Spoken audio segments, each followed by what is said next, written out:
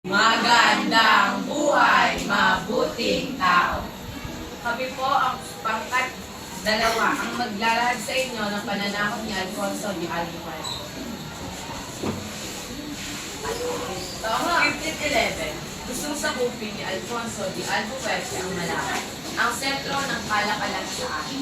Mga sundalo, kukunin natin ang Malacca para sa Portugal. Hindi ka dadaan ng yaman ng kailangan. Handa kami, Ginoo, para pakarangalan ng Portugal. Samantala, nag-aanda ang mga taga-Malacca. Parating na ang mga Portugis. Huwag natin kaya masarampangan sa bayan.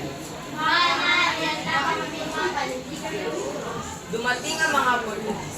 Sumiklab ang labanan sa Pantalan. atake. Magsakit ang depensa ng mga Malacca.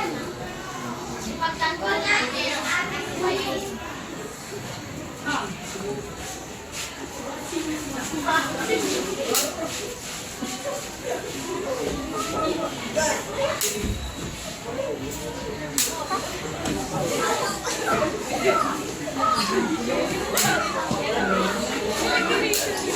Nantalo ang mga manay kahit sa lakas ng armas ng mga Portugis. Meron lang wala kay atin ha. Kahit nyo kami yung ilan na sila naniliwan kaya. Ang pananakot ni Alfonso de Albuquerque sa Malacca ay simula ng kolonyalismo sa atin.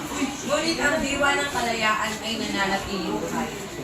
Ang kalayaan ay laging ipinaglalaban.